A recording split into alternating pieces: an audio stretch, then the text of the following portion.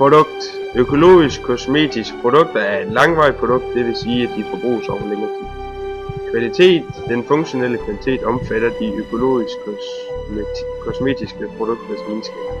Den smagsmæssige kvalitet omfatter kosmetikkens emballage og udseende, farve og design.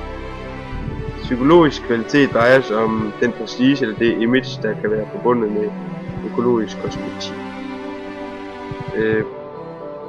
Økologisk kosmetik er i vækstfasen, hvis man kigger på produktets livscyklus.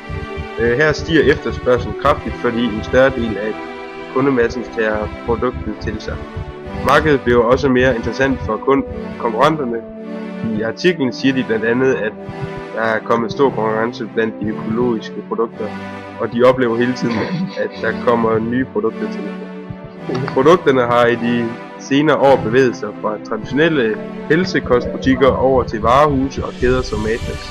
Samtidig er store spillere som Origins og L'Oréal begyndt at udvikle økologiske produkter. Og de private giver også nye.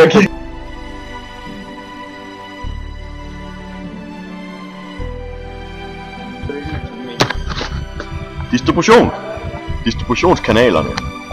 I branchen for økologisk kosmetik er det indirekte distribution, men også direkte distribution.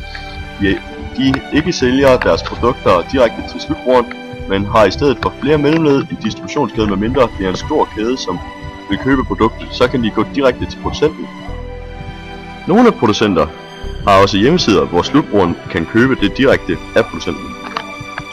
Distribution på konsumentmarkedet. Detailhandlen, som forhandler den økologiske butik, køber det ind hos grossisten, som har købt det af producenten, og store kæder kan dog købe det direkte hos producenten for at spare ved at købe det direkte hos producenten. Distributionsstrategi. Vi mener, det er både intensiv og selektiv, da der bliver solgt økologisk kosmetik, som i for eksempel Bilka. Bilka er distribution intensiv, fordi de prøver at komme ud til så mange som muligt. Men deres distributionsstrategi kan også være selektiv, fordi nogle mærker vil ses mere eksklusivt og professionelt på, og de vælger deres distributører med omhu. I beliggenheden. Valget af beliggenheden er meget forskelligt for de forskellige økologiske brands, alt efter hvilke distributionskanaler de har valgt. De vælger nok ikke til detailhandlere, som ligger ude i små byer, men nærmere tættere på eller inde i de større byer.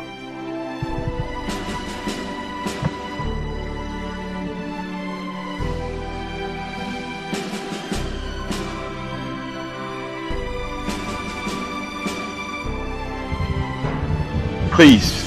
Da det økologiske produkter er de alle dyrere end almindelige produkter normalt er. Man betaler for, at produkterne er svanemærket og foruden kemikalier og usunde stoffer. Produktet er prisuelastisk, da forbrugeren, som køber produkterne, vil købe dem uanset prisen. Da de er i forvejen er villige til at betale den pris, produkterne koster, fordi de ønsker lige præcis dette specifikke produkt. Markedet benytter pris- og kvalitetsførskab, da strategien kendetegner meget høj kvalitet. Det er også svært at efterligne produktet og dyrt.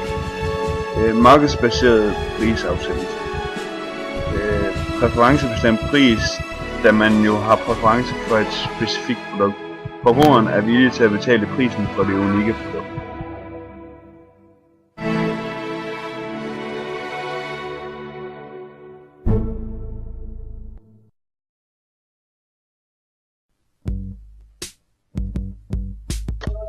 Promotion. Matas har deres eget katalog, den bliver sendt ud med posten, samtidig med byavisen og hvad vi ellers modtager.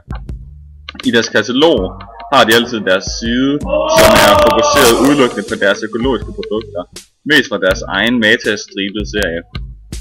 Derudover er det sjældent, man for eksempel i tv-reklamer eller aviser ser reklamer for økologisk makeup. De modeblade og magasiner for kvinder ser man også ofte reklame for økologisk makeup.